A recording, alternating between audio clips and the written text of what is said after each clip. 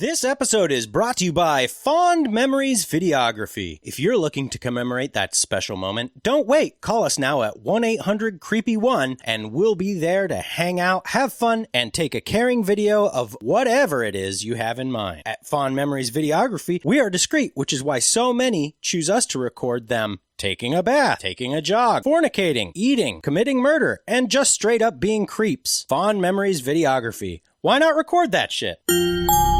Hello and welcome to Horror Movie Talk. An opinionated and accidentally funny horror movie review show. Go, go, go, go, go, go, go, go, go, go.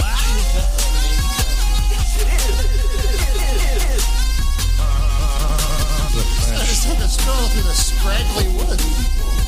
He had no face! Horror! Sabrina, don't just stare at it, eat it. New theatrical releases always get priority. But we also review older horror movies, both good and horrible.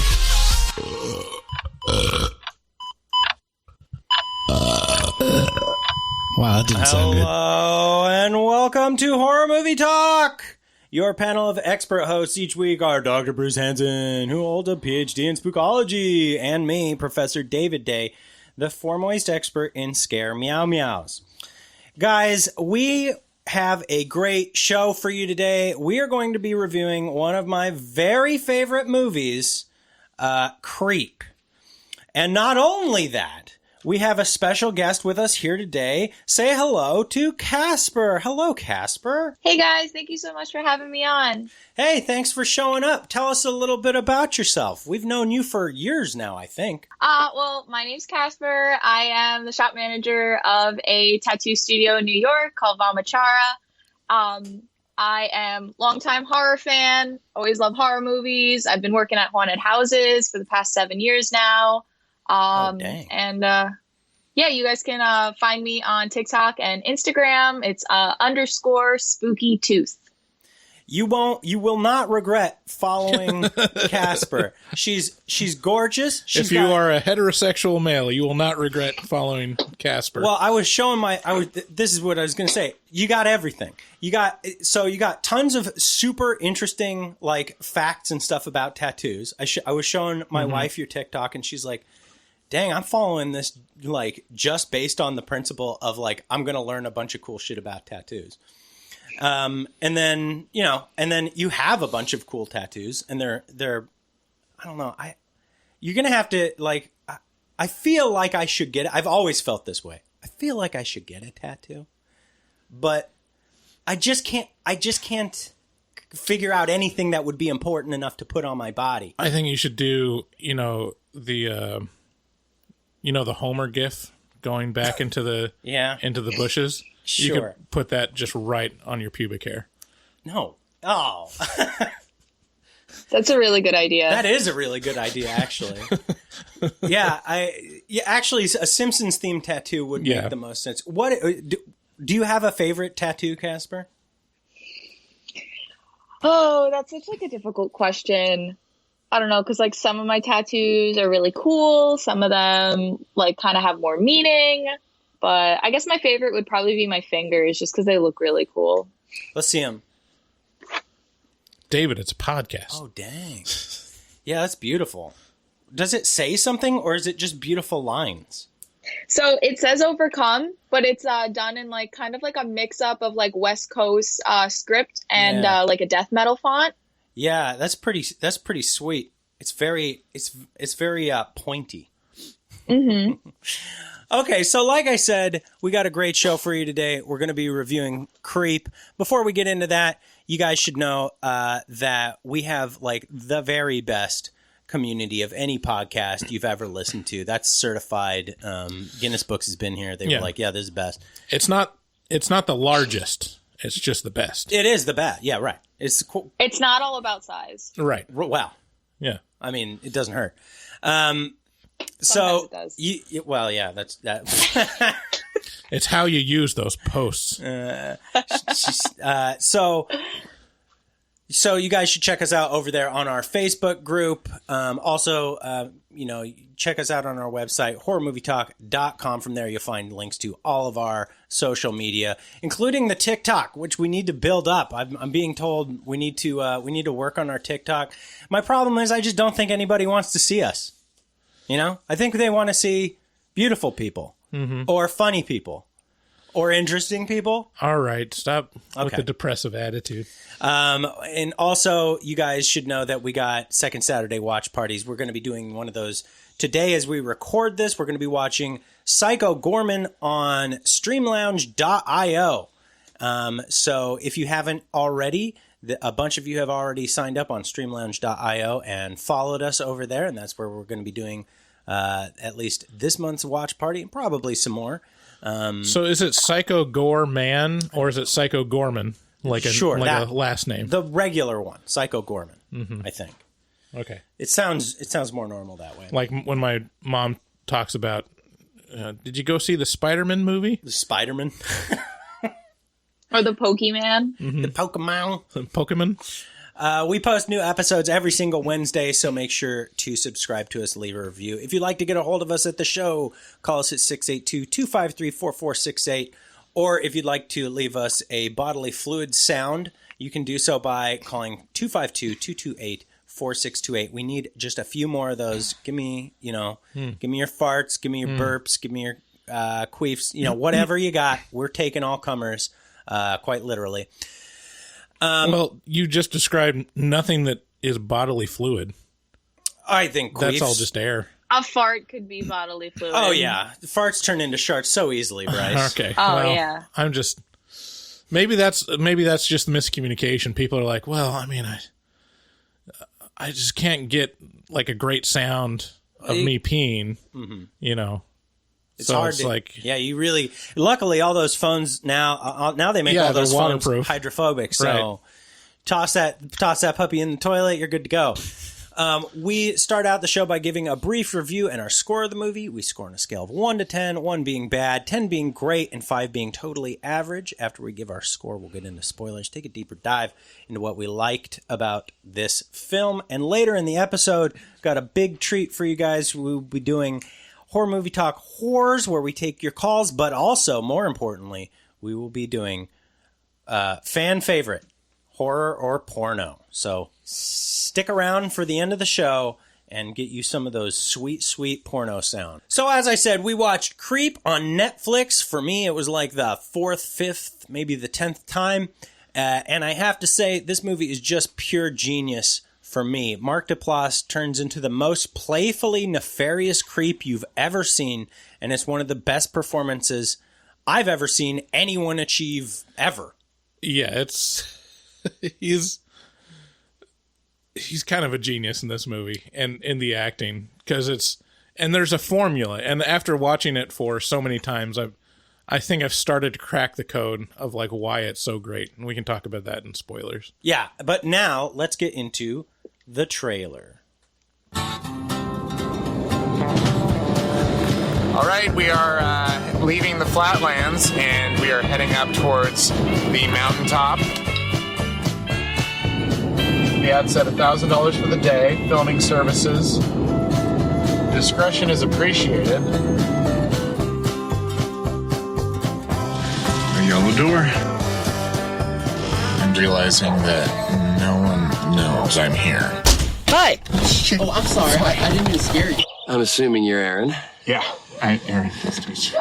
Joseph. Oh my God. Oh my God. This is gonna be a good day. So the reason I've hired you is because I have terminal brain cancer, and I want you to film me to make a video diary for my unborn son. You ready for this? Okay. Joseph. This is called an adventure. Woohoo! We don't know exactly where we're going, but I have a feeling. When you follow those feelings, great things can happen. Don't ever forget that. Joseph? There was about 2 seconds there where it looked like you wanted to kill me. Joseph? I think I'm gonna head back. You see my keys? One drink, okay? Bottoms up.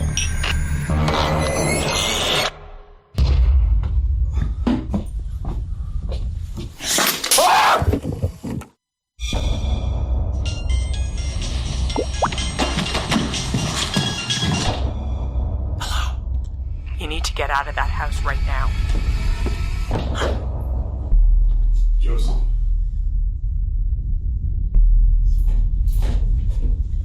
Joseph. Why do you look scared? Don't be scared. It'll all be over soon.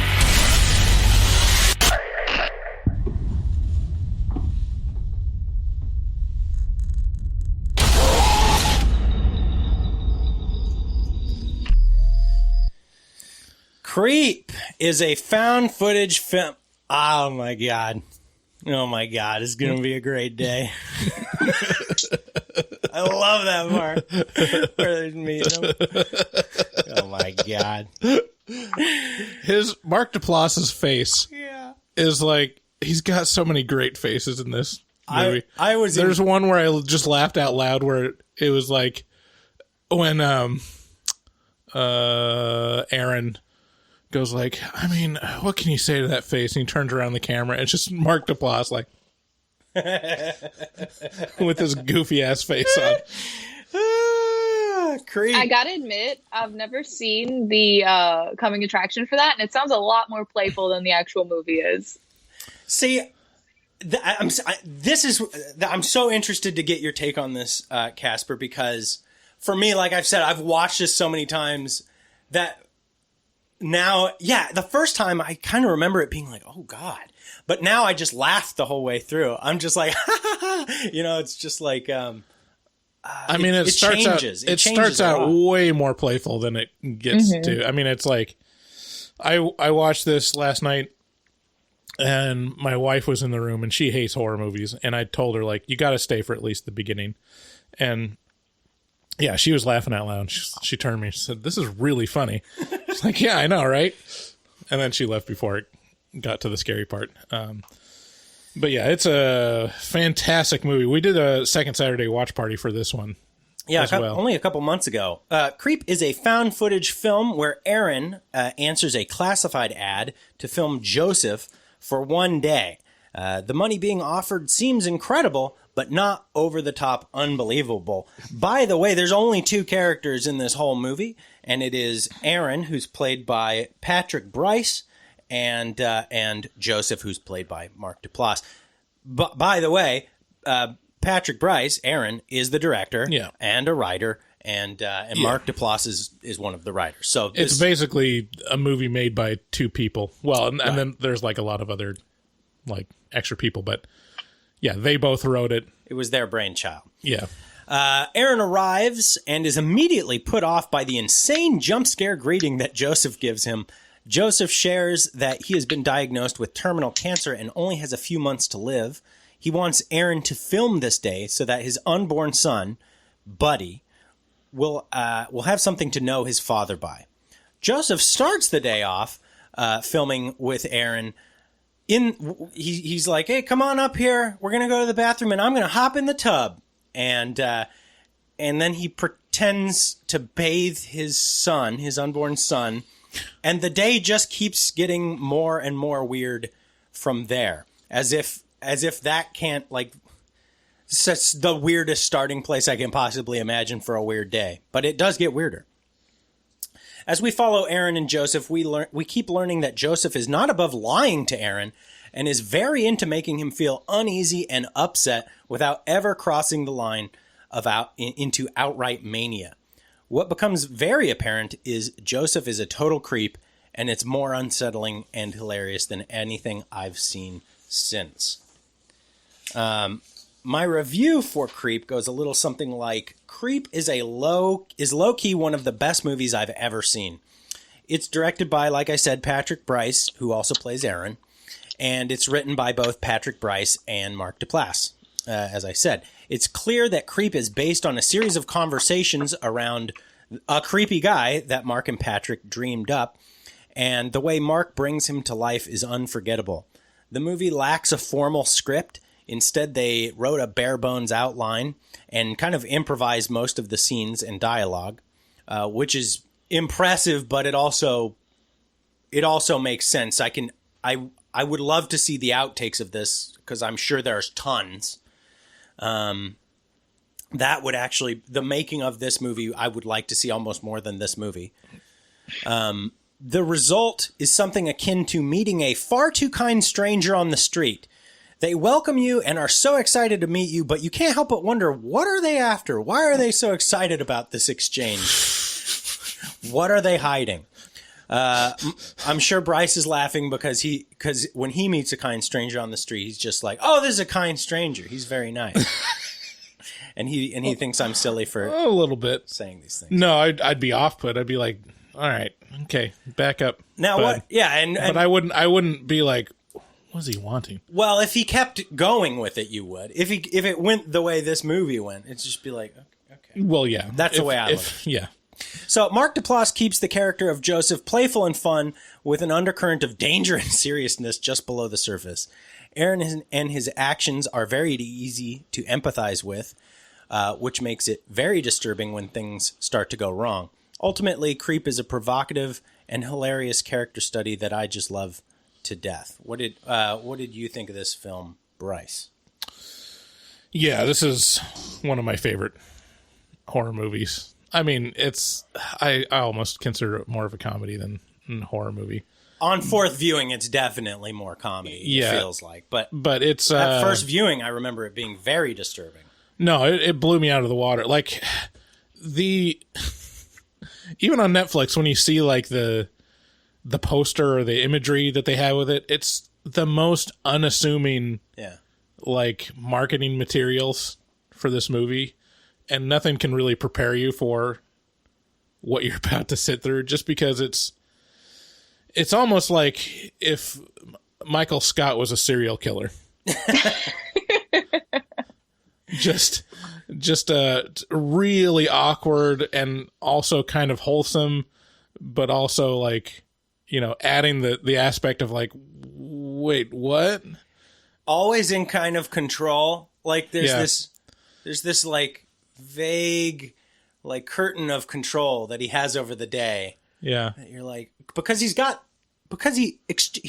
here's $1,000 right at the start of the day. Right. So instantly Aaron's kind of like, well, that's a lot of money. And I want it like, and he's so nice. But there's like this undercurrent of like, if you give somebody $1,000 and expect them to do a thing, like, you can't just get up and walk away, right. You know? It's like, it kind of tethers them to you in a weird sort of gross way. But yeah, I absolutely love this movie. This is like, among horror comedies, this is top 5 for me. Yeah. Same for me. What did you think of it, Casper? I hate to like disagree with you guys, but I wouldn't say this is that like amazing of a film. The first like 2 times I tried to watch it, I couldn't finish it just because I just couldn't get like totally interested in it. I don't know. I guess like because it's not really falling. Your face looks so surprised. It's not really falling into like, you know, a normal category of a horror film, which might have been the issue is what I was expecting. But then, you know, once I actually finished it, I've seen it like 3 times finished now. And I did like it a lot more once I finished it. I think like the acting in it is incredible. And there's like a ton of like weird elements and things that they've done that I haven't really seen in other films.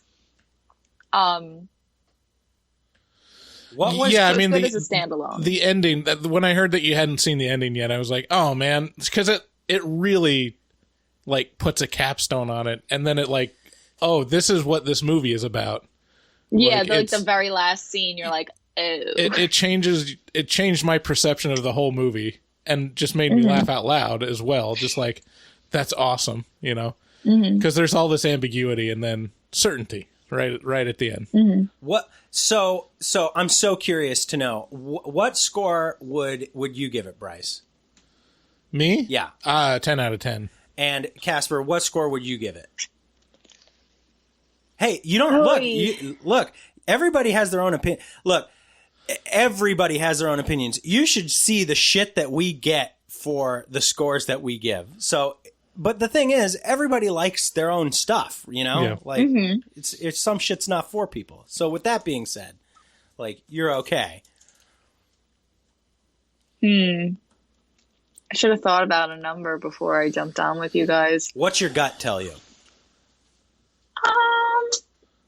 There's no wrong answer. 6, 7? What? Oh, okay. I sure as shit wouldn't say a 10,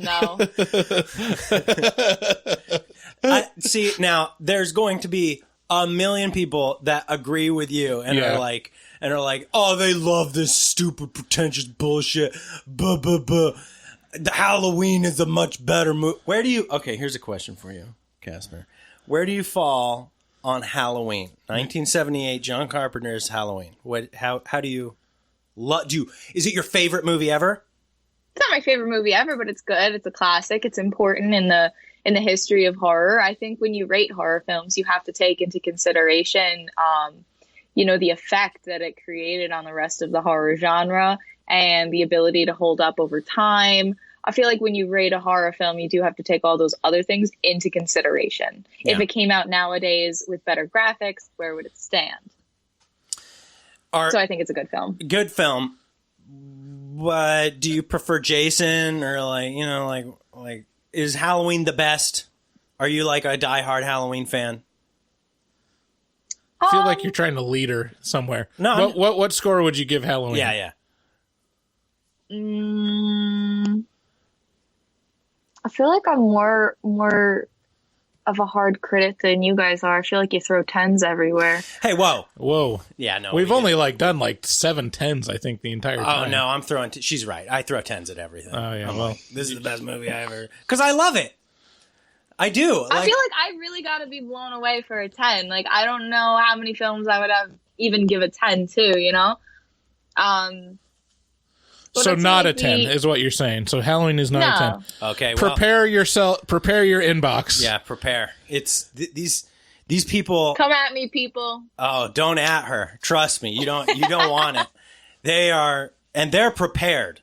Like, they have 7 or 8 14-inch I think we gave steak knives, I think we gave Halloween like an 8. I think that was what we gave it, and ever since everyone says that we hate Halloween, and they're highly offended. Like, you do not want to mess with Halloween fans. Ew, David. Yeah. Well, there you go. So, it is a found footage. If you're into that, it's a good found footage film. It may not... your mileage may vary. For me, this is a hard movie to top. Yeah, it's a very... It hits like a specific zone. Yeah. Like, if you... I can understand where this would not be people's cup of tea, where they couldn't get into it or just not. I thoroughly enjoy several small things that they do in this movie. There's just little moments that like just make me love it. I do have some little critiques. I feel like the third act is kind of, especially on repeat viewing, is like, okay, can we move things along here? But at like 77 minutes, this is a pretty tight movie. Yeah. All things exactly 77? Something like that. It's like maybe 70 or 80 minutes, something like that. I can't remember. See, I even disagree with you on that. Like, I think the third act is perfect because it sets a tone and like changes the pace to a point where you're like, okay, well, this is how it's going to end now. 87 minutes. Yeah. Sorry. Anyways. Well, with that, you guys can check out, if you would like to help support the show, you can head on over to our favorite sponsor, nightchannels.com.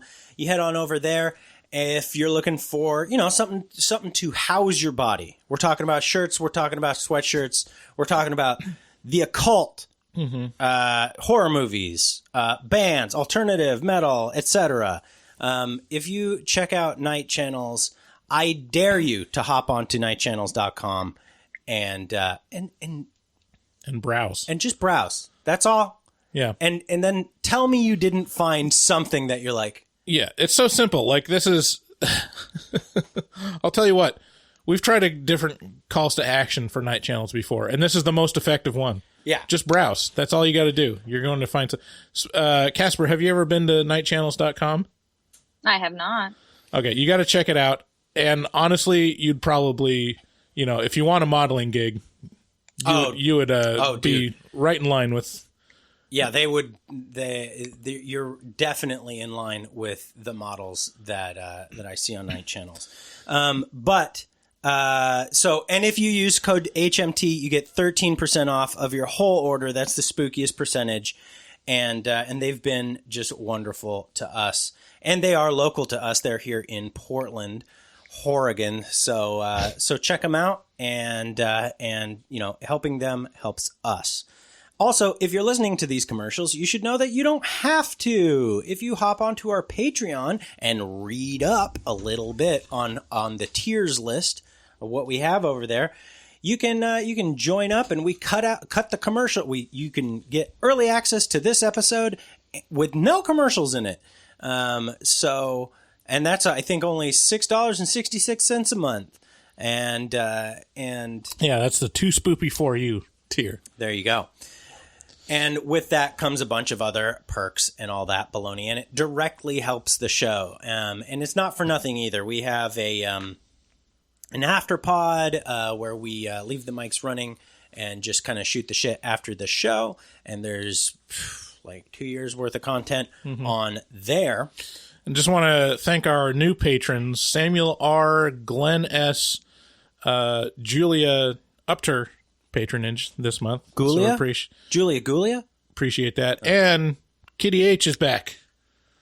Oh, so thank you so much, Kitty. Man, I missed Kitty. It's so good to hear that she had a tough time with her job over there across the lake, but it's all ironed out. I felt like I owed her. So much so that I was like, maybe we should like start running like classified ads for people who need jobs or something like that.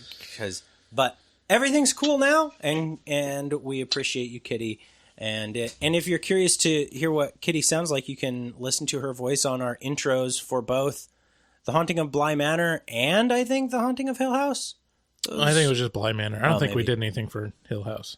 In any event, you can also support us by heading over to our website, horrormovietalk.com/shop. We got shirts, we got stickers, we got all kinds of bullshit. You can buy it, and I'll send it to you, and I'll also send you some of our show notes and a thank you card and all that kind of sweet, sappy stuff. Check out our resident artist, Dustin Goebel, who's a professional artist who fucks so hard. He also takes commissions for artwork from HMT fans, so make sure to contact him at dgoebel00 on Instagram and make your artistic dreams come true. You can meet Dustin if you're in the Columbus, Ohio area at the start of August. I can't remember exactly when. It's Prince and Pints, an event that you can look up over there in Columbus, and you can get yourself a beer and buy yourself a Dustin Goebel original. And yeah, he's got this fantastic poster design he showed me that's like glow in the dark. Oh, really? It's like a citrus beer, something. I can't remember what beers are called, but it looks really cool. It's like a glow in the dark, like mad scientist thing. So go check him out. And finally, if you'd like to get a hold of us here at the show, you can call us at 682-253-4468. Thanks again for listening, and let's get into spoilers.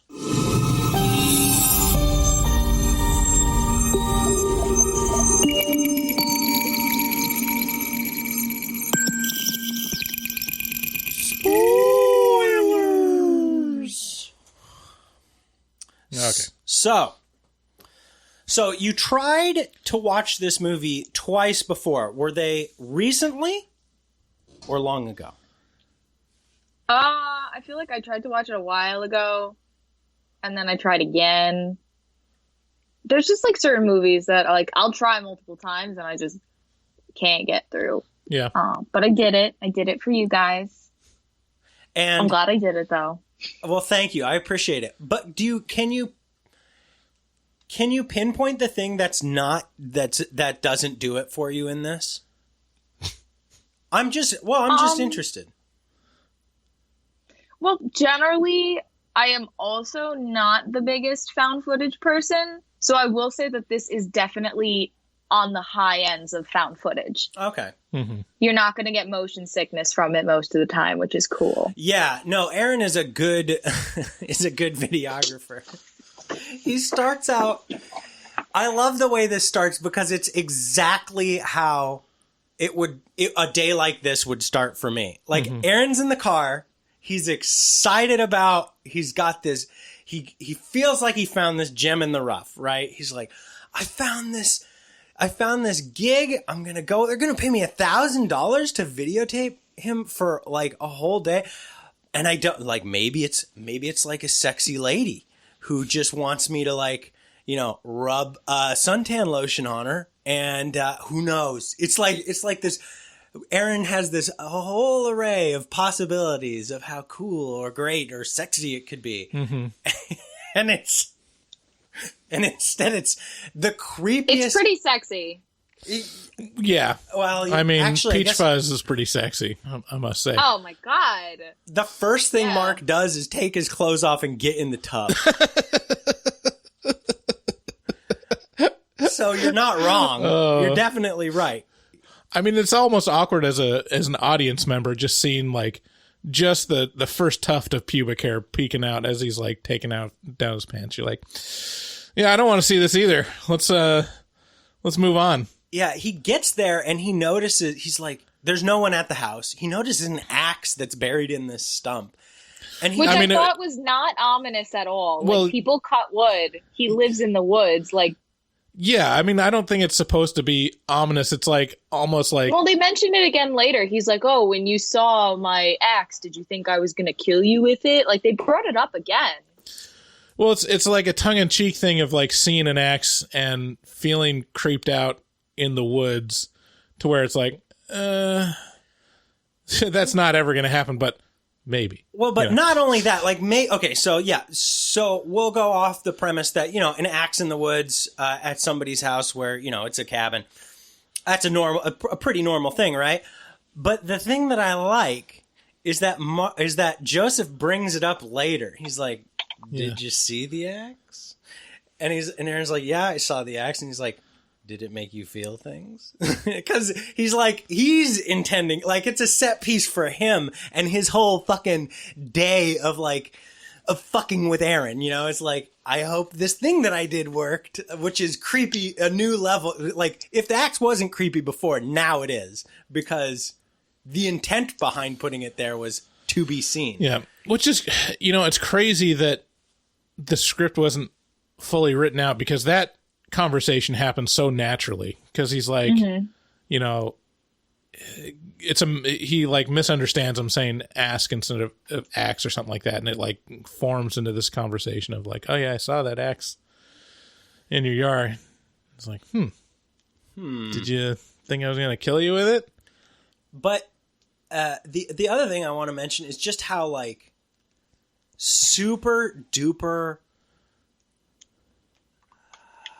like Michael Scott level energy. Just super goofy. Just goofy and like lots of feelings and like really like huggy, like. Yeah. I love it's like there's several like little touches of like making Joseph goofy and also kind of lame in like a goofy way. So the fact that he came up with this idea from watching My Life by Michael, starring Michael Keaton, which is just such a... Wait, come again? There's a movie called My Life starring Michael Keaton. Okay. That was basically this concept of he hires someone to... Or he documents his life for his unborn child. Because he's going to die of cancer. Yeah, he mentions that in the beginning. Yeah. Okay. So, like, they mention that specifically. And that movie is like... It's so, just the entire concept of it is so maudlin and kind of lame that I just love that they're like, yes, we're recreating this concept from this movie that no one actually watched or cares about. Yeah. And, but it also like sets up the character of like, of course that character would watch that movie. and like be extremely touched by it. Oh, I see.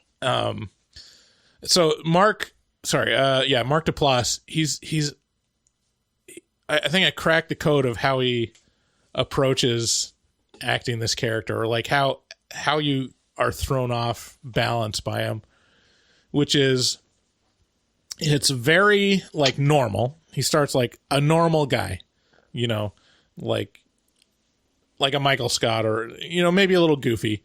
And then there will be a moment where it's just a blank face. Like it's just expressionless, to the point of like you can project whatever you want onto that face. It can either be creepy, or it could be like he's taken a moment, or he's being dramatic and kind of lame. And then like he holds that to the point of discomfort and then breaks it with like a joke. Yeah, it's like, whatever that discomfort you just felt, don't worry about it. Right. Don't worry about it. Yeah. That's a good point. Yeah, he and it's really effective because you're thrown off balance by it. It's like fishing for emotions. Yeah. It's like it could be some disassociation too. Oh yeah, it could be. And then the other thing is like sometimes it's not a blank face, sometimes it's like a very like excited face, but like kind of weird excited, like what, there's something in there behind his eyes of like when he first meets Aaron at the car and he's like, it's gonna be great. It's gonna be a great. It's gonna be great. You have such a nice face. Wow. And he's just like smiling at him. Yeah. And there's this twinge of like, you don't know what I'm about to do to you. We're gonna be best friends, right? Forever. What I'm curious. I've heard people mention disassociation, like it could be like in that way, but I'm not super well versed in what exactly that might mean. Does that mean he's like taking a moment? He's like leaving the premises of his brain for a moment, basically. Yeah. So disassociation can be like a common thing experienced by people with like various types of mental illnesses. And so like when you disassociate, it's actually your body, your brain learned how to do it kind of as a coping mechanism to protect yourself from a situation that you're in. So then your body later relies on it. And you disassociate, meaning you're disassociating from reality. So you kind of feel far away from your body. Things can look a little weird. A lot of time can go past, like a blip. Like you just kind of like don't remember what you did between this and this. Or yeah, you could just like, you're just like kind of not there for a second, for a little bit. It can get like blurry and foggy. I had the first time I smoked a tremendous amount of weed, I had like a month where I felt that way, where it was just like, where I just felt far away from my body and from reality. And I was worried I would never get back, but I came back. It's okay. But proud of you. Yeah, thank you. And you have no idea how proud I am. So happy. So as I said, after he intros himself and he's like, I got cancer, I got a kid on the way, like you're going to be videotaping me. Here's $1,000. This is no longer a business transaction. Like we're in this best friends journey together. Now I'm going to hop in the tub. And then we have Tubby Time, which he names Tubby Time. And he's like, my dad did this with me. It wasn't super creepy and weird. And he pantomimes taking a bath with a little baby to the full experience. Yeah, like he's pretending to hold the baby and like, we're going to get your tootsies wet. Bloop. Oh, does that tickle? Oh, you got stinky tootsies. Which is just the funniest. Like, that's like one of the funniest scenes. Just the commitment that Mark Duplass has to that scene is impressive. The more I think about it, the less scary this movie seems to me. Well, yeah, it doesn't get. I don't even think like scary is the right word, because even in the times of suspense when you're waiting for the jump scare, like you're never expecting it to be terrible. It's just like, you know, he's going to jump out kind of thing. Because it's set up that he just likes scaring Aaron. Mm-hmm. But yeah, I mean, it starts out very comedic and then turns very suspenseful and then ends like in this weird, bittersweet kind of third act with a, sprinkling of paranoia in there.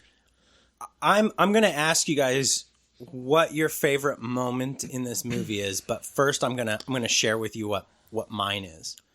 So basically after the tub, he's like, okay, it's time to get going. Like, we're going to go on a hike.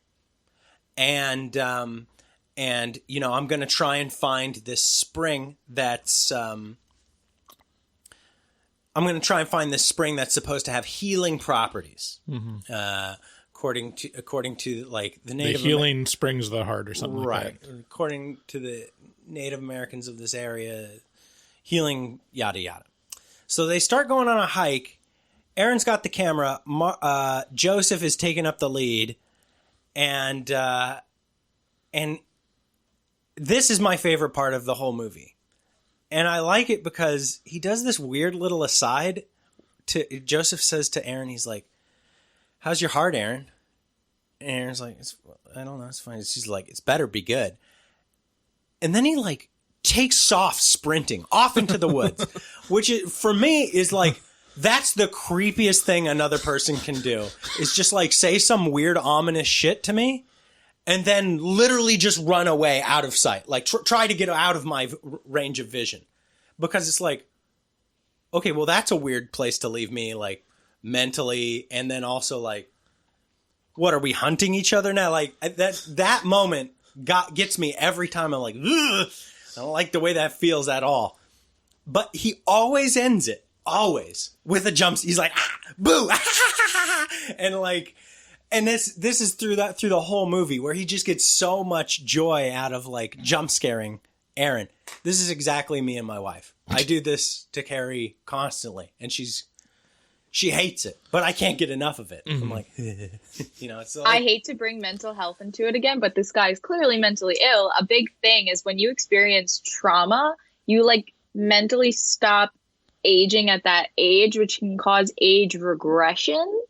So it seems like his kiddie way of like jumping out on him and how he handles some things is he probably had some traumatic experience when he was younger and he's experiencing some age regression. Oh no. Wait, does this now mean that this makes perfect sense. I put it all together in the span of 5 seconds. Like, why do oh no, I have age regret. Oh yeah, now I remember why. It's having a huge narcissist for a dad who never paid any attention to me. That can do that. I did it. Can you give him a hug? Who? My dad? No. You guys fuck that guy. You hug each other. Oh, well, we do huggies after the show. It's like Tubbies, but it's just, Huggies in the tubby? No. We could do that. Get our tootsies wet. No. My favorite moment is the end, is the final scene at the park bench. Like that's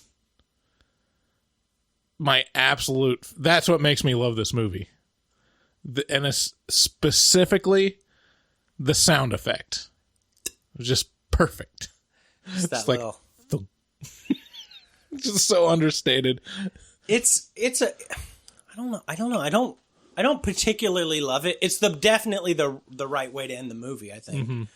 But I think that's the part that sticks with everybody about this film. Right. It's just, wow, what an end. You have all this ambiguity, and it's like back and forth between Joseph acting like a total creep and then to a well-meaning but very, very awkward person to like a genuinely good person that's struggling with loneliness and like just wants a friend. And then, so that's like the whole movie. And you get to the end and you're like, so which is it? And you just see him approach Aaron from the back of the park bench. Aaron decides methodically from a distance, like, again, it's like for the viewer, it's almost disassociating from the movie. It's like slowly and methodically takes out, a Peach Fuzz mask and a giant axe and then just swings down and kills Aaron in one thump. It's like chop to the head. They could have used like the Fred Flintstone like bongo sound effect, like boom. And it would have had almost the same effect for me. And it's out in broad daylight. It's all very daring. Right. Yeah. Well, do you have a favorite moment in this movie, Casper?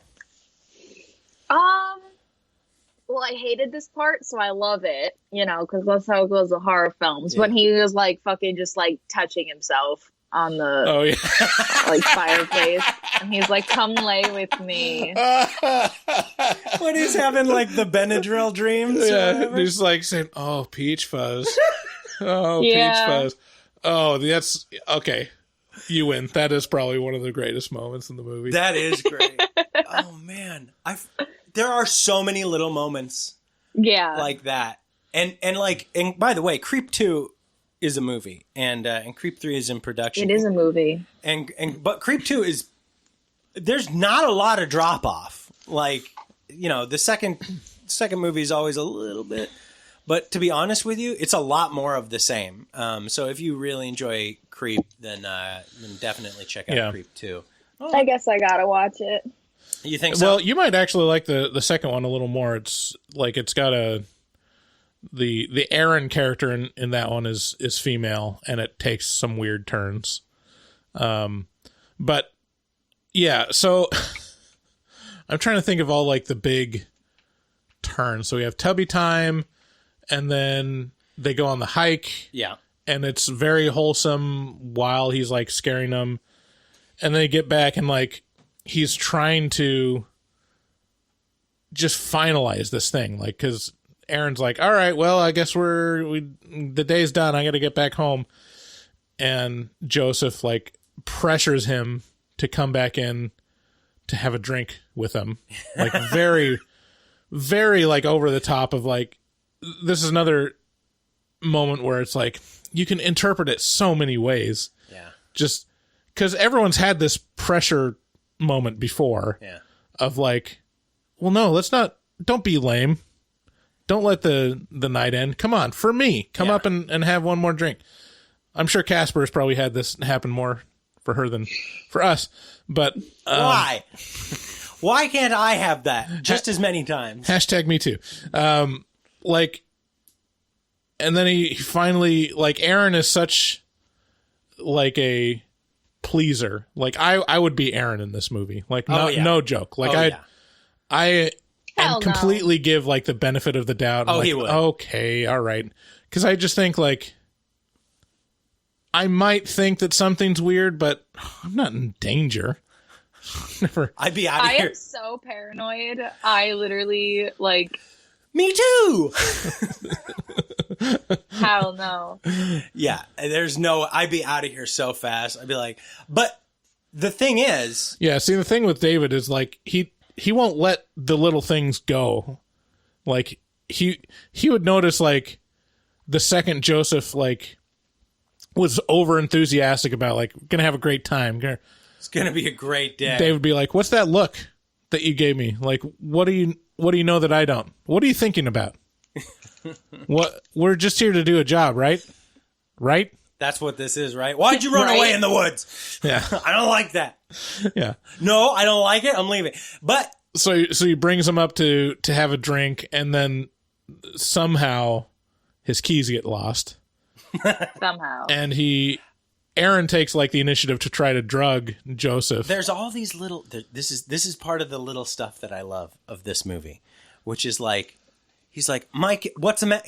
Joseph's like, what's the matter, Aaron? Aaron's like, my keys are gone. You know, Aaron's having that exact moment where your keys are gone. Everybody's experienced that. Where'd I put my fucking wallet? Where are my fucking keys? And he's doing that thing around the house, and Joseph slips in this. He's like, oh, your keys are gone? They're not in the left pocket of your jacket? Oh, I didn't even notice that. I'm like, oh yeah, okay. So he knows exactly where it is. Of course, he's like, they're not in your jacket pocket. So he's like letting him know, like low key, like Aaron's too freaked out about where his keys are to hear even really what Joseph's saying. He's like, my keys. Right. But what he's saying is, I have your keys. They're right over in some place you'll never find them. And he convinces Aaron to basically stay the night in a way. I mean, Aaron tries to get away still by getting Joseph to go to sleep and then, trying to search his pockets for his keys. And yeah, that's a great moment. And then that's the reveal of someone calls Joseph's phone and Aaron answers and he finds out that basically Joseph has been lying about this entire setup. Like, isn't it weird how he said his wife was like the same name as his sister? Yeah. Yeah. Yeah. Like out of every name in the world? Well, I mean, it happens a lot. Well, he's probably, we know he's gone through this a lot of times before. So he's like, just in case my sister calls my cell phone, I can say it's my wife. Oh. When that name pops up. That's actually a really good explanation.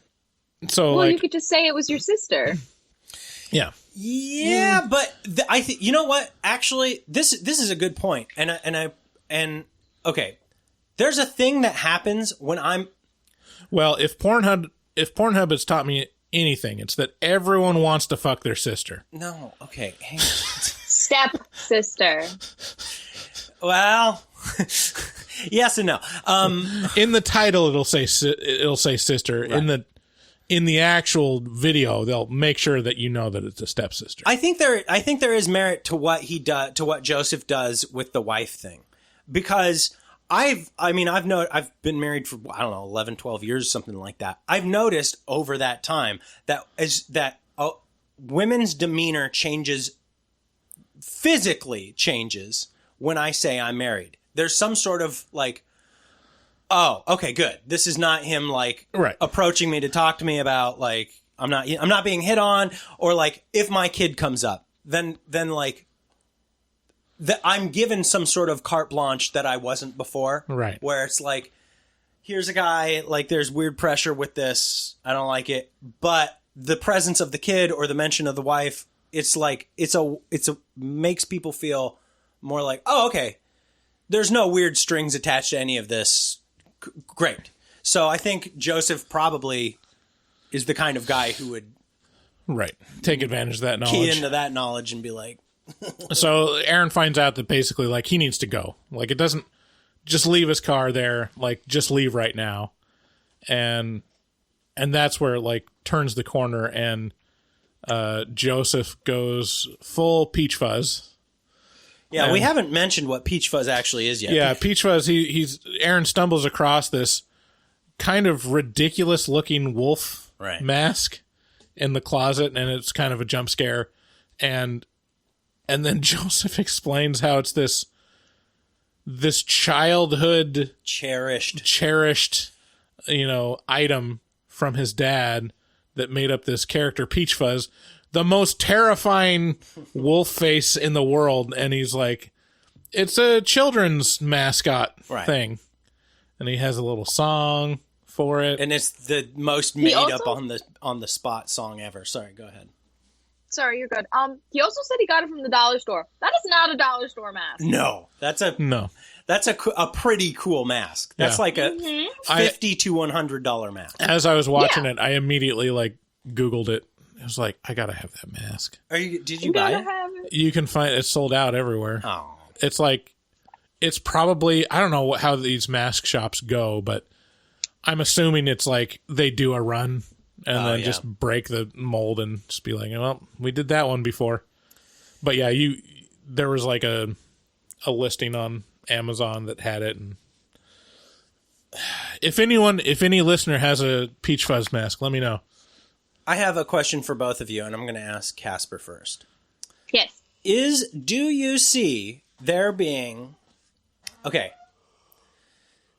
Is there a situation where you think Aaron wouldn't get killed? Where do you think there's a point of no return that Aaron hit with Joseph where it was like that it sealed his fate? Or do you think that just by showing up, he's doomed?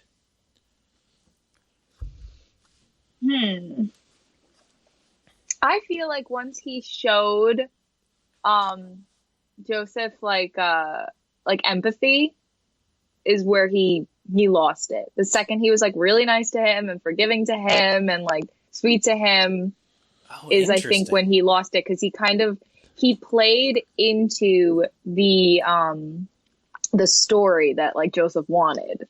So wait, what moment was that? Like where in the film was that? That you identify that like he turned that corner? I can't remember. I feel like, sorry. Go ahead.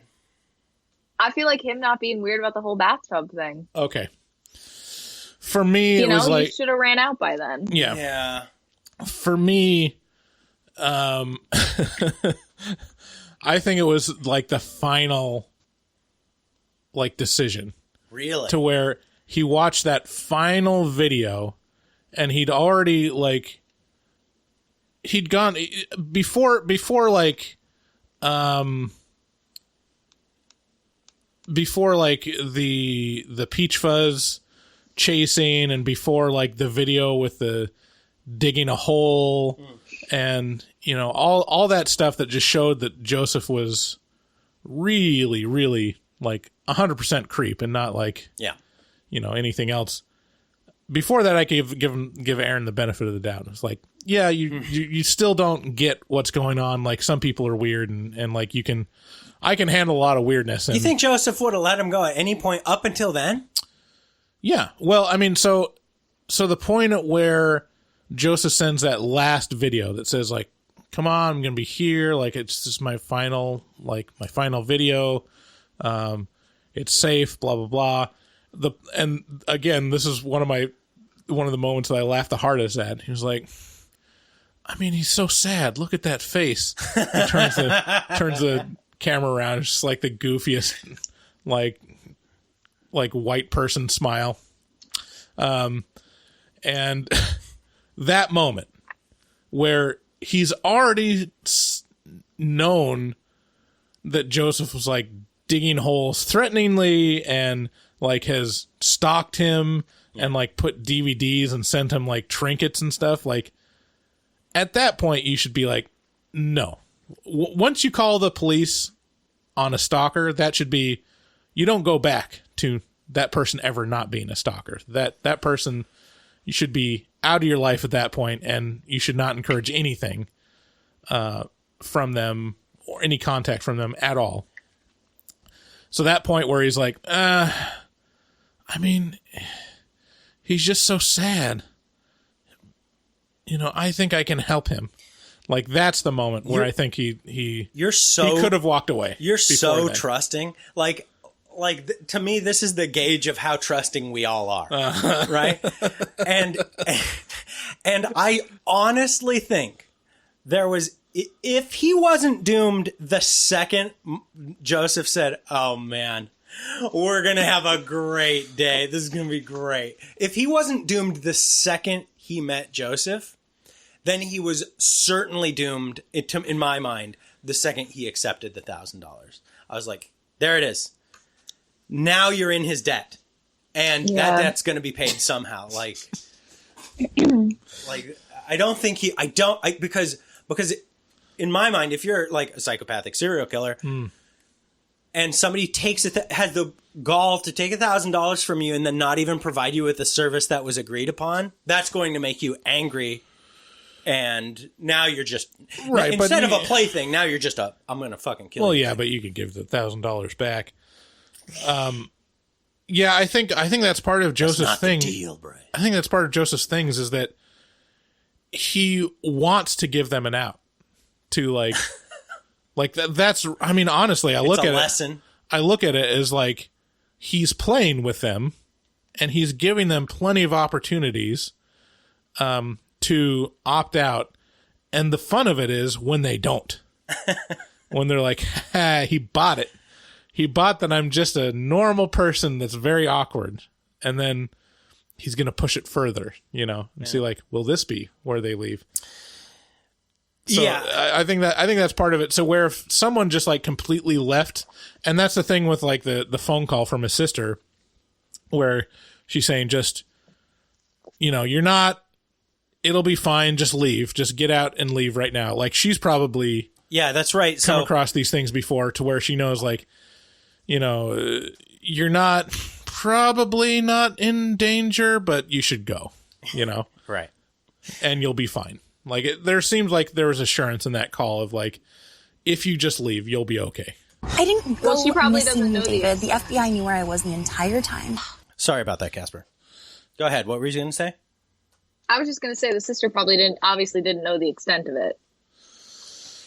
Yeah, probably not. She didn't know the extent of it, but she definitely was like, you need to go. Yeah. Like, you're not in any particular danger, but probably just walk in any direction out of the house. Like, just walk away.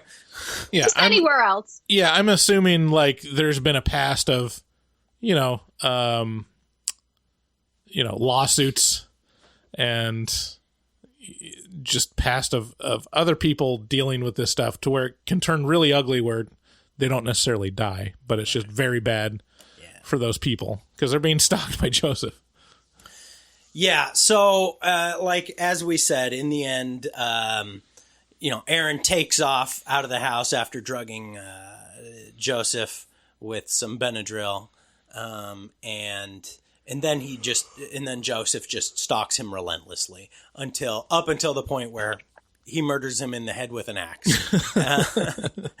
And you get this little aside at the end of the movie where Joseph says, "I love you the most, Aaron, because you were so trusting."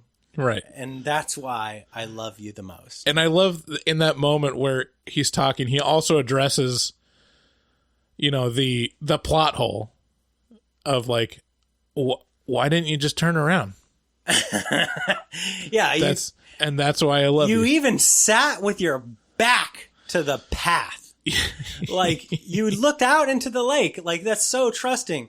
Like, I'll give you credit where it's due. You did set up a camera. That's smart. But why didn't you even look? Oh, man.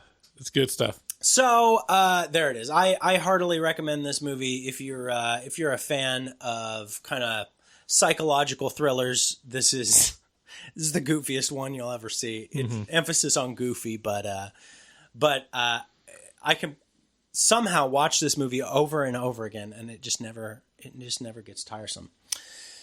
So with that, let's get into horror movie talk. Whores.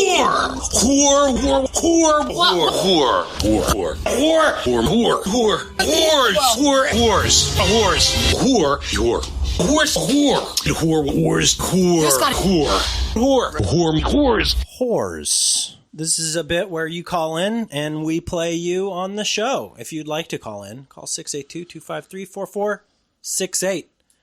You know what, Bryce? I feel like starting. Casper, are you familiar with any of our callers? Do you know any by name, perhaps? No. So really putting her on the spot. So here. This is. I know, right? Well, I'm sorry. Look. So before we get into horror movie talk horrors, I think the way that we started talking to you was you reached out to us several years ago when we were like, I think on the Hellraiser episode or something like that, where we were like, what is bondage all about? Mm-hmm. Like, what's S&M? Like, what is that? And you answered. Yeah, you guys were talking about sadism. Yes. And you answered that question, like, with the most thoughtful and like. Right. Because the question was like, if you're going to get into the S&M lifestyle, like, I understand the sadist part of it. Like, everyone wants to be the sadist. Like, who wants to be the masochist? I don't want either. Me. Okay, so do you want to share about that a little bit? No? Yeah, sure. I'm totally open about talking about kink, so. So this is so interesting to me because it's not my kink. We could go into my kinks, but peach fuzz. But I have no way to gauge what you get out of it. So, my boyfriend and I are in a DS relationship, which is dominant and subservient. I'm actually collared by him, which is like a collar I can't take off. Is that at Only all he times? can take it off me. Yeah, no, this has been on me 24/7 for a year now. Shit's hot. Go on. I'm starting to understand. Continue. So it's all about like, a power dynamic and, not being in control, but then having somebody else who's like taking care of you. Well, I mean, if you just think about it scientifically with the whole pain thing, is your body sometimes can misconstrue different things. So an anxiety attack, your body's not able to differentiate real danger versus stuff you're making up in your head. So when you're experiencing pain, you're still getting those endorphins to get you through it. Same thing with while getting a tattoo. So you get all these happy chemicals during the pain as well. And then, it also falls down into, the whole power exchange with it. There would have to be so much trust. Yes. Like 100%. Consent, trust, communication are so incredibly important. Safe words, using different, like a lot of people will use like the green light method. So red is stop, yellow is like, this is cool, but I can't do anymore. And then green is like, yeah, keep going. You can go harder. Especially when it comes down to like, bondage and being, tied up or anything. Now I'm just having that. Now I have this goofy fucking like picture running through my head of like having kinky sex and just being like green light, green light, green light, green light. I'm like trying to envision a moment where I would say red light and it's just not coming up. Well, you just say like green or red or yellow. I like saying green light. Right. Okay. That's my kink now. I like saying red rover, red rover. Bring that booty on over. Bring that ass on over. Speaking of booties, let's start off Horror Movie Talk Horrors with a message, 2 minute and 17-second long message from Bugsy. He said he sent 3. Horror movie people! It's your boy, Bugsy. So I went to see that new Purge movie today, the Forever Purge, and you can tell it was delayed a year or so because of the heavy political agenda that they were trying to force feed down our throats. I almost like it better than, the, homosexual or lesbosexual or LGB, BLT sandwich, whatever the fuck it's called that was in the new Fear Street 1994. But not to offend any reaches out there, but, those R-worded people. But, anyways, I hit the vape pen. I was real frustrated when I took the family to go see, family occasion. We went to see Halloween 18. Now we got to see this new Purge movie. But I took the ex, took my mom, and, I hit the vape pen. And then we were the only people in the theater. And then, my paranoia started kicking in when I forgot what we were coming to see. And like, we were the only white, family there. I'm like, I usually don't pay attention to this, but I mean, fuck it, the weed and the times got me. Then I noticed, black family, black couple sat all around us in Spanish. And I'm like, oh my God, we're the only whiteys in here. Let's get the fuck out of here. That didn't really happen. But, paranoia sat in and, Mexicans, had a screaming baby at a rated R Purge movie. But, I see why whites don't like Mexicans now. Oh my God, Bugsy. I love you guys. I love trolling. The movie was basically really meh. Could really care less. One of y'all said it had an $18 million budget. The budget definitely didn't go to the good Purge kills. It looks like they used B-roll from the cutting room floor of like Purge 1 or the basic beginning Purge, whatever the fuck those movies are called. They could have had a lot more gruesome purges and masks and costumes and kills and actually been more horror orientated than they were. But, the action packed, bullshit, gunfight, blah, blah, blah, kill whitey, Indians, Mexican border. Give me a bottle of hot sauce and a burrito and a fucking churro and, throw in some, Fresco? I don't even know where Fresco's from. Anyway. If you'd like to support Bugsy, he has a new single out now called Aesthetic. That's Bugsy Siegel. You can purchase that shit on iTunes for $1. He did not like the new Purge movie, which I didn't either. I fucking hated that stupid movie with everything in me. Mm-hmm. I really disliked it. I'm surprised we gave it a 3. Wow, a 3 that's too high. It's too high. I think I'm giving it a 2. That's where I finally landed on that episode. But So words from Bugsy, as he's wont to do. Here's he said skip his second message. Yeah, and after that first message, skip it. After the first message, I'm not going to let him put his foot in his mouth any further. So here's his third message. So here's Bugsy again. And Bugsy, I'm sorry, I may just have to cut you off because, we got a lot of show here. Okay, so we're going to do part 3 to my part 1 because I can't go ahead and cross-promo different podcasts. I don't believe in that. Anyways, to sum up what I was saying before we were rudely interrupted, and that's my bad. Got to stop hitting these vape pens as much. Anyways, horror movie talk, HMT, B&D, fucking Halloween Kills trailer in general overall was better than the entire movie. The Blumhouse presents the Forever Purge, Forever Bullshit, whatever it's called. Halloween Kills 2021 will be the best horror movie of 2021. Be better than any horror movie since H18, which kind of sucked in my opinion. My mom actually was like, this fucking...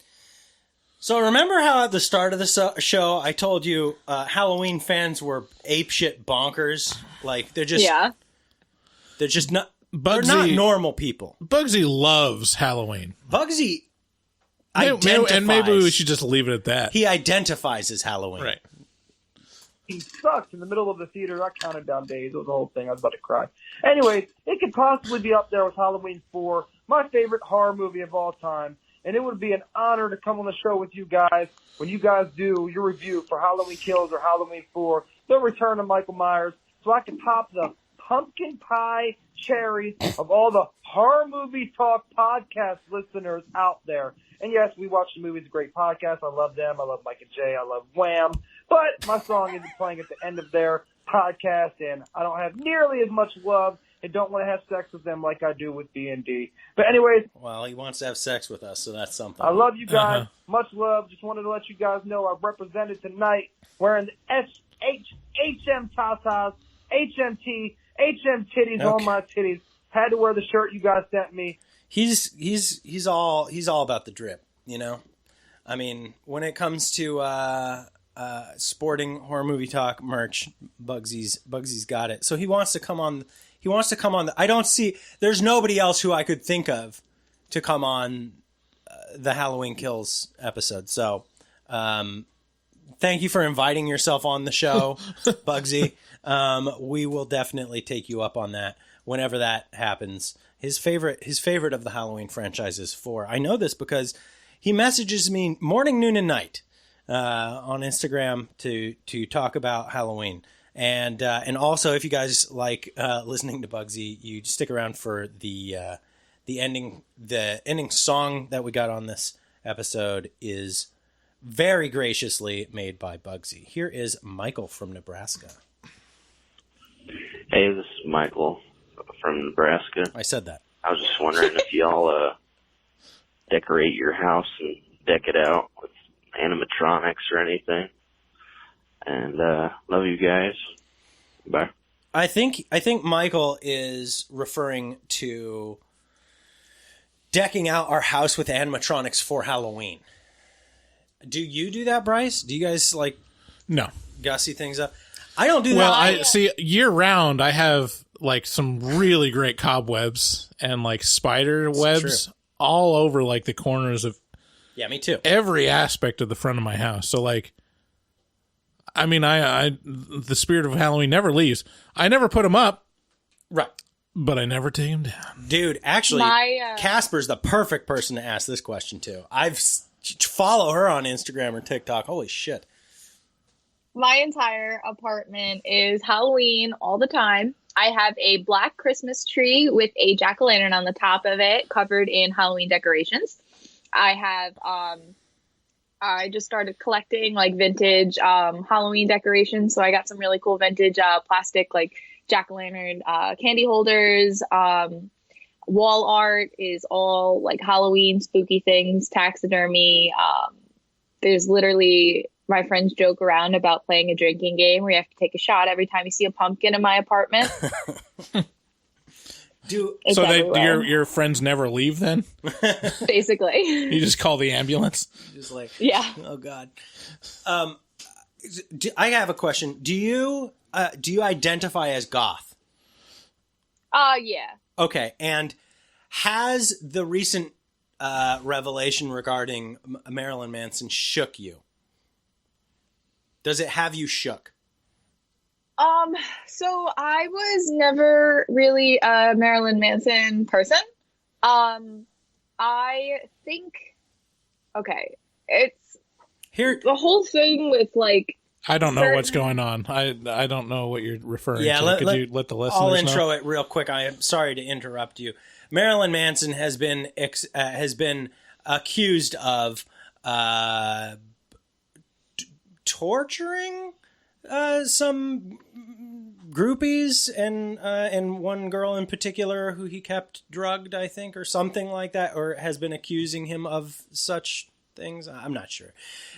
A rock star is misogynistic and cruel towards women. What? I know. So I was actually talking about not Marilyn Manson per se, but just like artists in general who have done bad things and have gotten repercussions for it. And we were just saying how it tends to only be people going after artists that they don't personally like. So you can be walking around in the supermarket and Michael Jackson is playing and nobody has an issue with that. Versus a black metal band that had a small scandal in the 90s is still canceled. Yeah. So it's, which one are you talking convenient. about specifically? Yeah, right. Are you talking about Burzum or? Dude, Burzum is like everybody's go-to when they think about it. Or like just Watain. So in Watain, the lead singer did like, you know, the Hail Hitlers in like one photo. Yeah. One photo. Yeah. He shouldn't have done it, but he did. One photo, and people are like, "Oh my god, they're Nazis!" Like people. That's only because you don't like them. People have this thing about Varg Vikernes and like about how he's like. I don't have a strong. I love Burzum, but the reason I like Varg Vikernes is because he's so interesting. Like just like if while he was allowed to have a YouTube channel before they took it down like last year, and you know banned him from the platform. I don't profess to believe in any of the things that Varg believes in, but I will say the dude had some interesting opinions, and he was not afraid to share them, and they were not normal opinions, and so you actually got to hear something a little bit different come from him. Anywho, here is CJ. CJ's a normal caller. All right, you plebs. This is CJ from Massachusetts. So on the most recent episode, you did the whole Patreon bit, and you talked about what would be a better weapon, a spear or a baseball bat in a zombie apocalypse. And here's the thing. If you're talking about people, a spear is a better weapon, just for regular people. Yep. But the whole point in a zombie apocalypse, the most important thing is to not be bit, because then you're fucked. Mm-hmm. So you'd want to keep them at a distance. You're fighting a bunch of zombies with a spear, mm-hmm. and you know, yeah, you can throw the spear. That's the whole point of a sphere. But no, please stop interrupting, CJ. Thank you. Hey, I'm very kind of rude. Yeah. You know, this is my podcast, and I don't want to spread disinformation. You know, if anti-vaxxers showed up, you know, on our voicemail, I would press stop. And if someone says that the spear is not the best zombie apocalypse weapon, I have to make my opinion made known. David, will you please give me a hug? Yes. CJ continues. I mean, realistically, you're going to be holding it the whole time, fighting with it in your hand. And if you're stabbing a zombie and the thing goes through the zombie can just walk up the spear and still bite you. And it's at that point, it's just too difficult to get the spear off the zombie, because a spear is a pretty big weapon. So the damn thing's walking 3 feet toward you up your spear, and it can still bite you, and then you don't have a spear because it's stuck in the zombie still. So I don't know if that's something you boys thought about, but definitely should be, because the way things are looking in the world now, with the vaccine and the what did I just say? What did I just say? See, now you know what we're dealing with. All right. He went there and just in the same breath. Shut up! I want to hear how this ends. Hang on, shut up. Experimental, just everything they're fucking doing. I wouldn't be surprised if in 20 years everybody just turns into a bunch of fucking zombies. That'd be cool. And what are you gonna grab? Hopefully, now you're with me, and you're gonna grab a baseball bat. That's right. Grab a baseball bat. All right, now He's got some good points. Now Look, normally vaccines go through like 10 to 15 years of testing. We got none of that. David, please. So we don't have 15 years of testing. I now have a mission to find a historical arms expert. You're gonna find somebody who's adept at fighting zombies. Mm-hmm. So what I have to think about that whole thing is, generally speaking, in horror movies and stuff that have zombies, how do you kill the zombie? Usually stab them in the head. Right. Stab. How are you going to stab a zombie in the head with a baseball bat? You cave its head in. But that seems like more work and more exertion per zombie. Within arm's length. So if you attach a spear to the edge of the baseball bat, you're good. There you go. Now now we all win. All right. So now just do a thought experiment in your own head. A baseball bat is made to hit a baseball. Think of where a batter stands in a batting box and where the baseball is and where they hit the baseball. Now, how close is that person to the baseball when they hit it? Like 7 or 8 feet. All right, next caller. We haven't even released the episode where this debate originated, I don't think. I'm just saying has not been a lot of support for spears. I've just been hearing a big groundswell of bat support. I vote spear. She votes spear. Thank you. Everyone's entitled to their opinion. Everyone. It has the 3 aspects that you need most, which is keep them at a distance, fast attack, and you're not exposed when you attack. You've just described my dick. It accomplishes all those things. Okay, so... Fast attack. Fast attack. Just that part. Yeah, well... 2 pump chump? That's a premature ejaculation. Minus the chump, thank you. Final caller. Two pump champ. So I was just listening to your Purge review. It's Elizabeth. I'm not going to watch the movie because I believe you when you say it's a piece of crap. So yeah, I'm going to skip that one. But I did want to just talk about the Purge show. So you guys were talking about how there were no petty crimes shown in the movies, but in the show, the first season anyway, I think it might have been the first or second episode of the second season. I didn't get all the way through that one, but they show actually like a bank heist.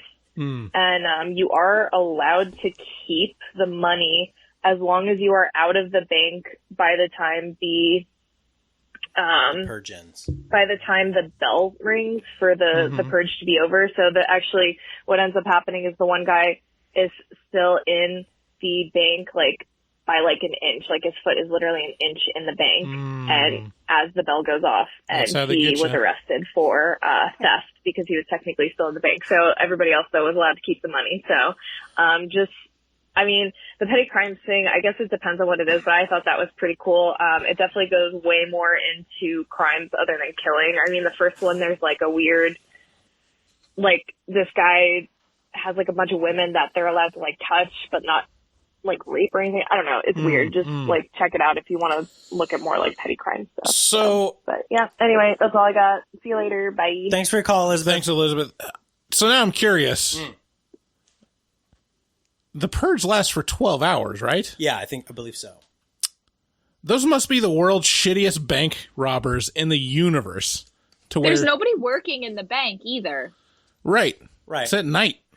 Yeah, but I mean, okay, but we're talking about a universe where normal houses have like bank level security. Yeah. Imagine what a bank has. Sure, but they normally have that. So people that are professional bank robbers probably have the ability to get through. No, this thick is a metal society where all the illegal stuff is committed in 12 hours. Like people aren't fucking around. Like they're not like honing their. I don't know. I'm just fucking bullshitting around. 12 hours to rob a bank. Maybe you should find a different thing to do. Or, you know, I mean, fuck, it took... Dude, 12 hours, you could probably go house to house and still make more money than robbing a bank It for only that long. It only took Zack Snyder 4 hours to rob a whole casino. Right. In Army of Exactly. and that fucking giant piece of shit. Actually, instead of robbing a bank, you just stay in the bushes and pick people's pockets that are already dead. Probably make a pretty penny. There you go. Oh, hey, question for you, Bryce. It's about that time that we play horror or porno. Do you have the intro clip for that, per chance, perhaps?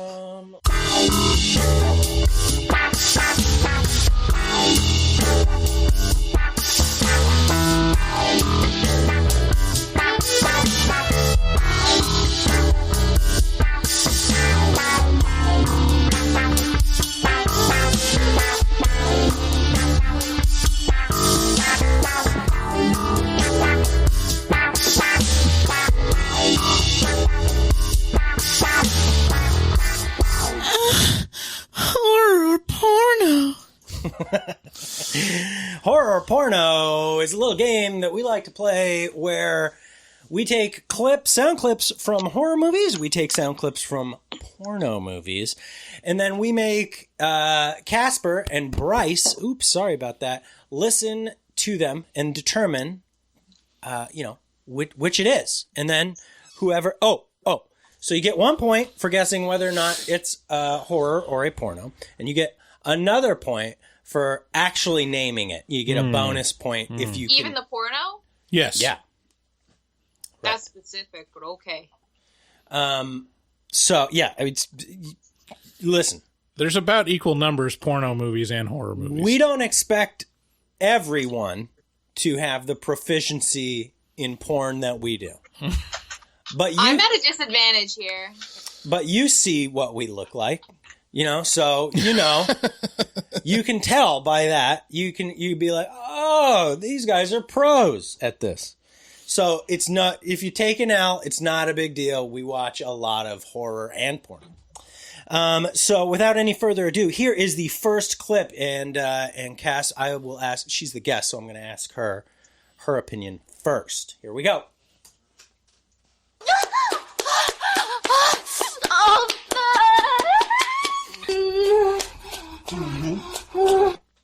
Okay.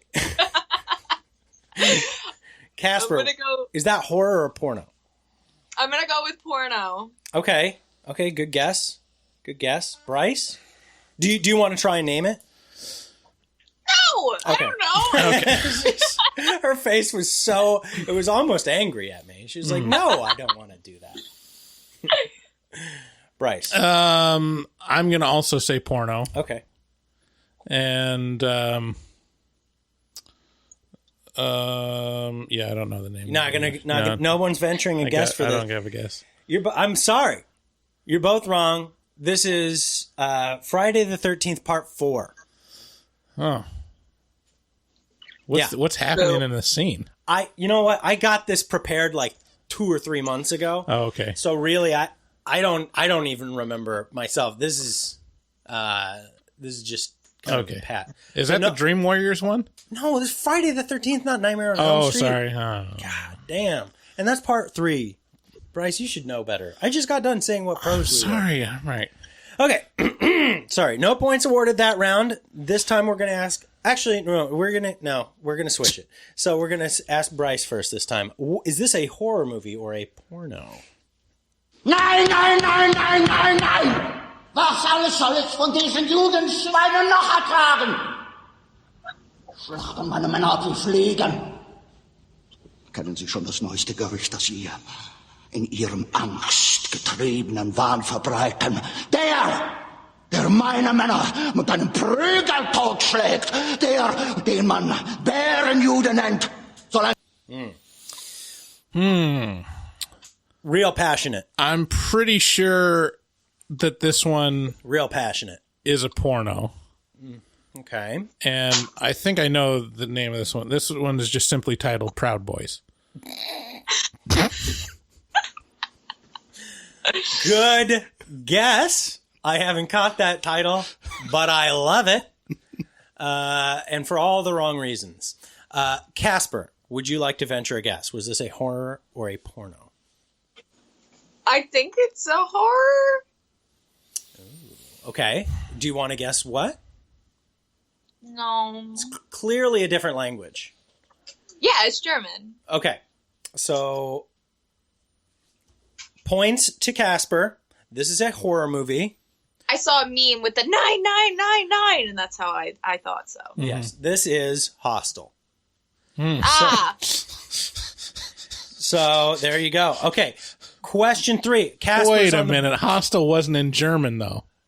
No, but they're tourists. Yeah, it's German. In a Czechoslovakian country, in a Eastern Bloc country. I don't think they speak German there, though. We'll have to go back to the tape. All right. Well, have to go back to it. Third question. Casper's on the board. She got a point. Bryce has a big goose egg. Just like, baseball bats versus spears. Just a lot of similarities. Here we go. Third clip. What? No.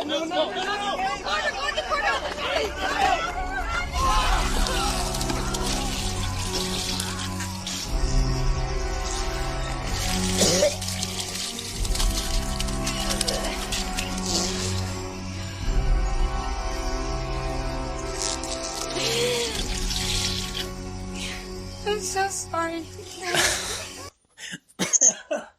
A lot of fluids. Clearly, there were some farting sounds. Should have called the bodily fluids exchange line. Yeah. Yeah, that was juicy. And at the end, she said, "I'm so sorry." So I think we're back to Casper for first guess. So, if it was a porno, it probably would have been like some monster fucking tentacle stuff, just because of all the squelching. Have you watched any of that?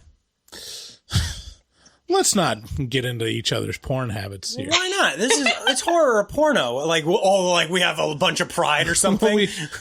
we have standards here. Yeah, right. If you're Of saying decorum. you've never watched animated porn, you're lying. I haven't. I literally have not. You're missing out. Am I? You kind of are. Yeah. It's fantasy. They can make people look however they want. Yeah. But it's not like. But she's not really crying. Jesus. Oh, God. I'm sorry. So I missed your answer, Casper.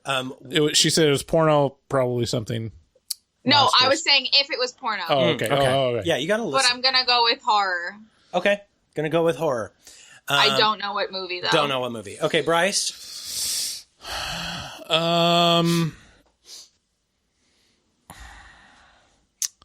See, this is a trick question because it shares the title with a horror movie.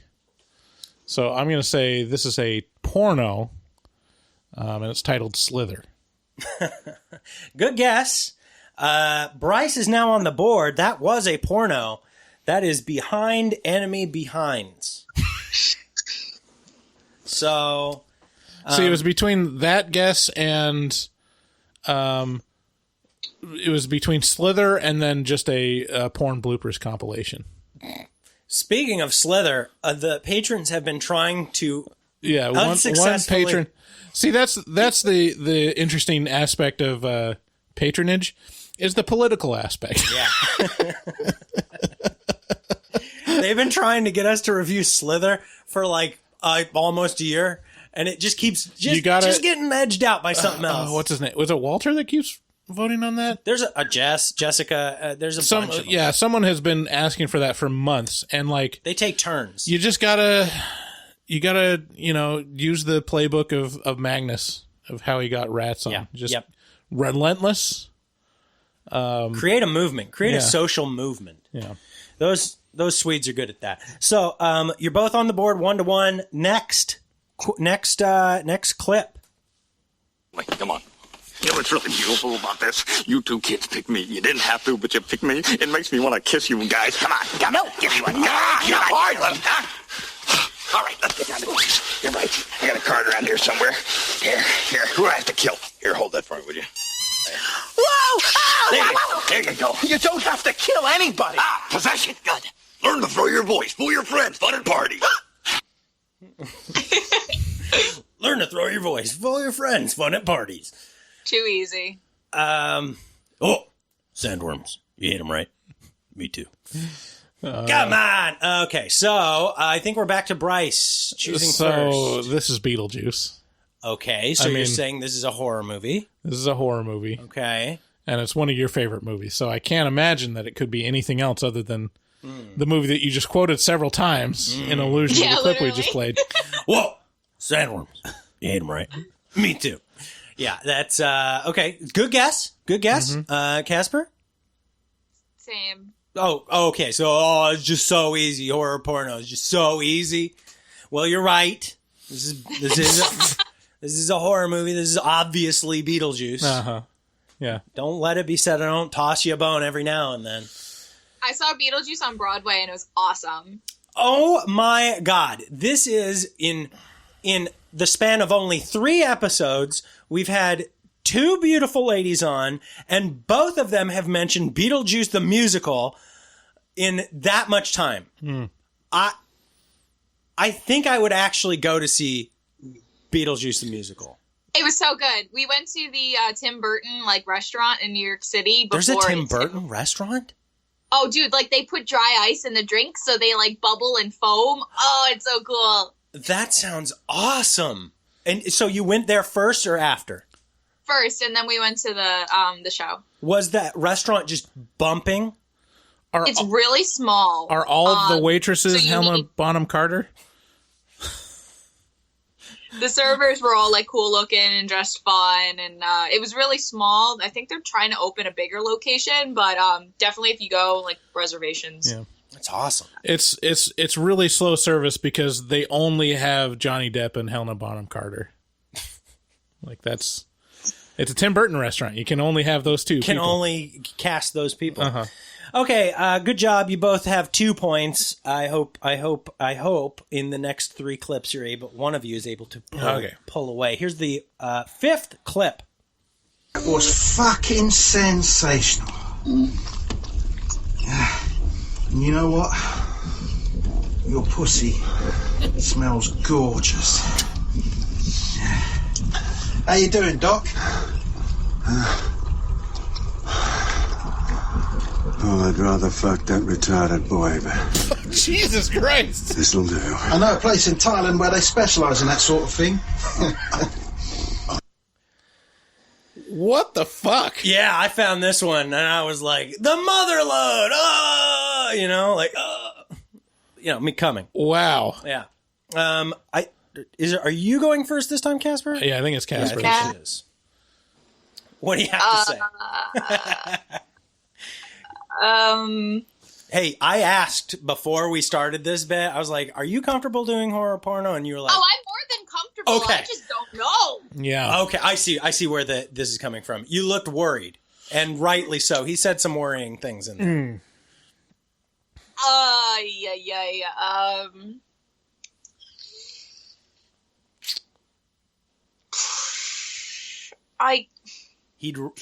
He rather would have fucked the retired boy. I guess movie. You're saying that's a horror. Yeah, I don't know what though. Okay, Bryce. Good guess. Yeah, I think. I mean, the music in the background is very subtle, but it feels very horror. But I got to play the game. I got to go opposite Spooky Tooth to try to pull forward. So you're gonna say porno. I'm gonna say porno. Do you want to guess? And this was actually the parody of the previous movie. This was Beetlejuice. Good. I love the idea of Beetlejuice. Mm-hmm. Bryce did get a point. He's pulling away 1 point. This is a porno. This is the Da Vinci Load. No. Yeah, it's true. It's true. I'm sorry. It can't all be easy. And that one. Hang on. I want to go back just a little. I want to hear the music you're talking about. It was fucking sensational. And you know what? Your pussy smells gorgeous. Smells gorgeous. He's clearly got an Australian accent. It's a good compliment. Yeah. Just thinking about it. Yeah. Okay, so... every once in a while, I would like my wife to compliment how my dick smells. Well, it's not too much to ask. You do have to clean it. Oh. There are Dicks don't necessarily smell good. They just can smell fleshy. fleshy.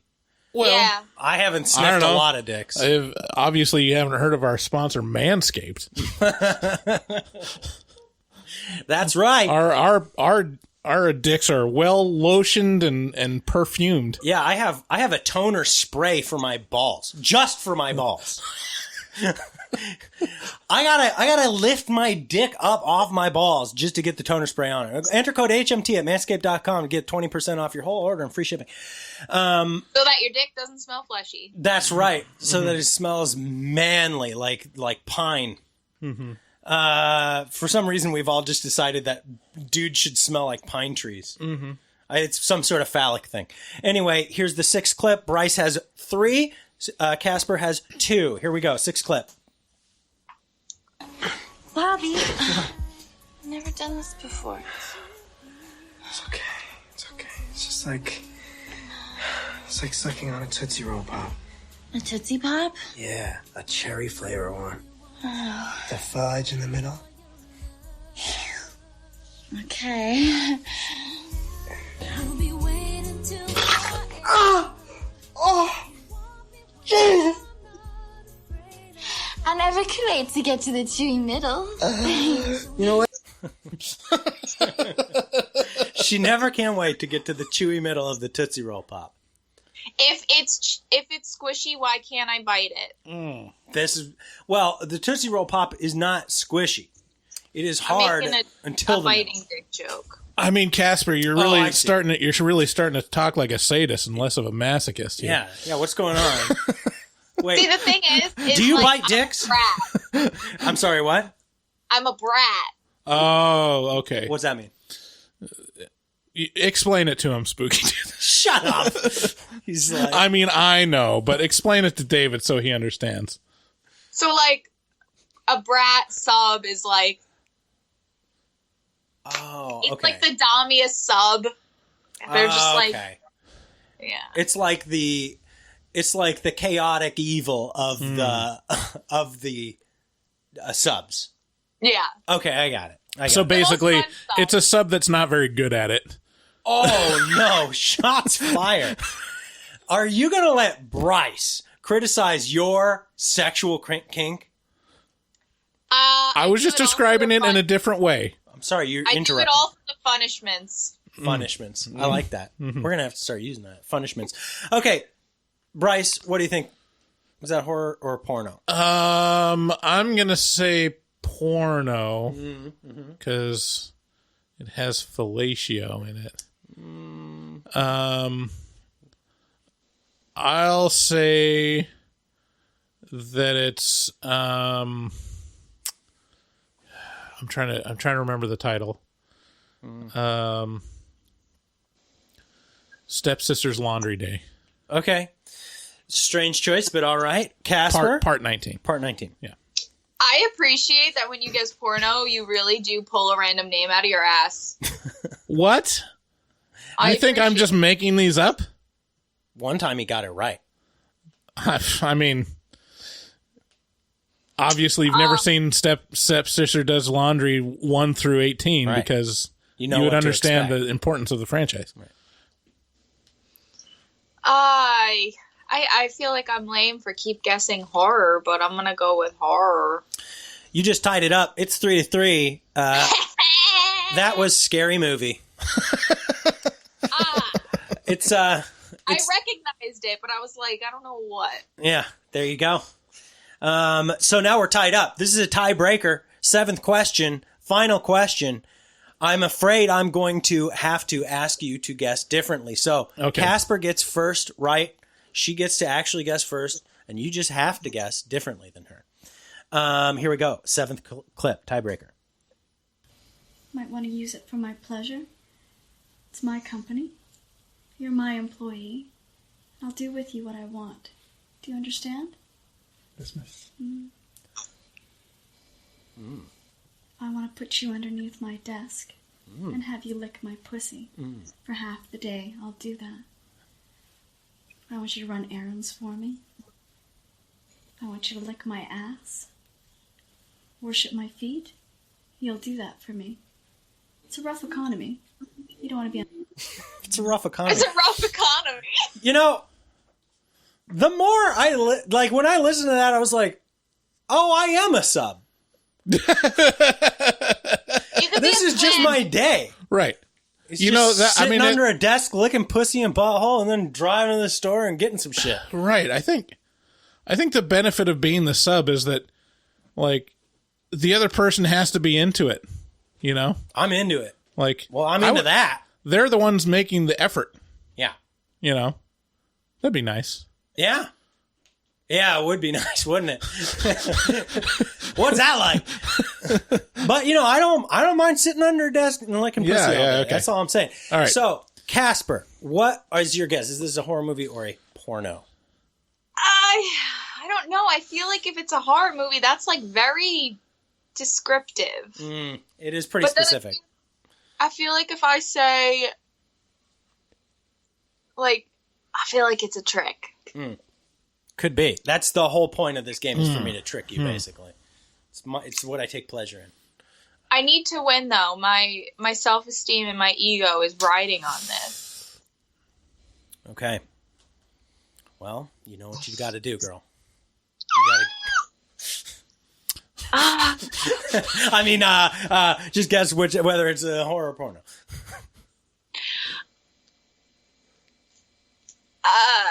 I'm gonna go with horror. Okay, good guess. And I don't know what. Don't know what.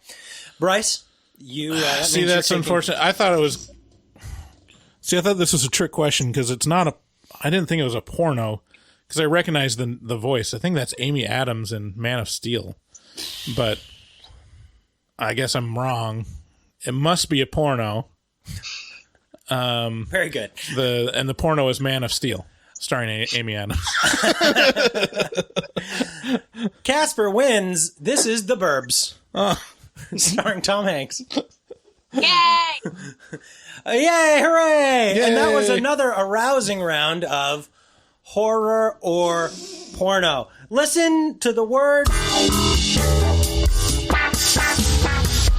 that I say. Sorry, that was a little musical interlude for you. Listen to the words that I say. Thank you so much for listening to the show. Thank you, Casper, for coming and hanging out. I would be so pleased if you came on again sometime in the future. Please tell us where our fans can find you and follow you. So you can find me on TikTok and Instagram, which is _SpookyTooth. Hell yeah. And if they wanted to get a tattoo, where would they go? So we're located on Long Island in New York. We're actually trying to open up a second location in New York City. But if you want to find us on Instagram, it's Vamachara Tattoo. Can you spell that? VAMACHARA.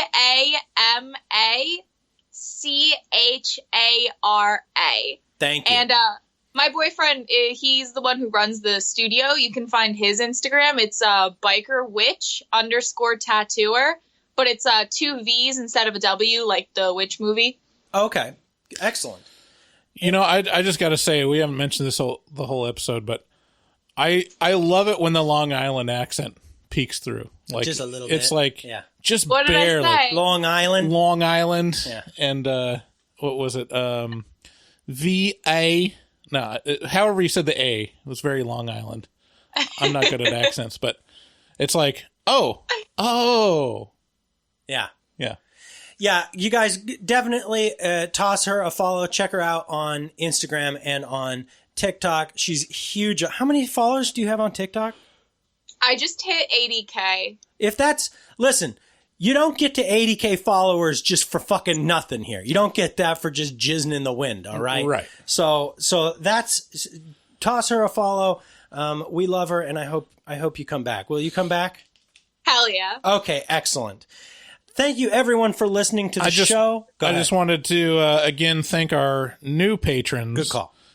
Kitty H., Julia, Glenn S., and Samuel R. for joining and or upping your pledge. Yeah, thank you so much, guys, for supporting the show. We appreciate you for listening. If you want to support the show but don't have and you have an Amazon account, good news, you can just head to our website, go horrormovietalk.com, click on the little banner link at the top of the page, says buy stuff on Amazon, and then just do your Amazon shopping as normal, and a little bit of that will go to us. Again, special thanks to Casper. You can find her on Instagram and TikTok. And with that, if you want to get a hold of the show, call us at 682-253-4468. We appreciate you guys so much. Have a great week. We'll talk to you next week. Bye-bye. Bye-bye. Looking for a podcast full of burps and gas, perverted cast, skinny and fat? Look no further. Horror Movie Talk is accidentally funny, begs to donate money, fake sponsors for dummies, and so much more. New episodes every hump day. They'll pickle your dickle for foreplay. Patreon members have it your way. Vote for a movie every month for the review. Choppa choppa, don't just stare at it, eat it like a taco. Put your tongue through the phone hoodie, Picasso. Look at them hot kids, swear not a pedo. Got me too'd with Cosby eating jello.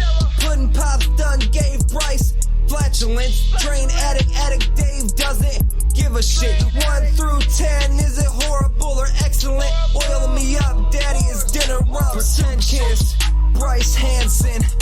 Look at them hot kids, Chris Henson. Masturbate with a crucifix, exorcist. Face huggers, chest bursters, alien. Linda Blair peed on Sigourney Weaver. I know it's true cause it came from social media. Patrick Bateman can't understand you. Stab you to death for rotten apple reviews. Opinionated podcaster with a doctorate. Spookology, doctor of philosophy. Bad gastritis, need colostomy. Turn Patreons into human centipedes. David Doobie Day, scare no expert. And Global Fucks hard, professional sexpert. Afterpods, taglines, and porno flicks. American Psycho, them guys pretty sick. Choppa choppa, don't just stare at it, eat it like a taco. Put your tongue through the phone hoodie, Picasso. Look at them hot kids, swear not a pedo. Got me too'd with Cosby eating jello.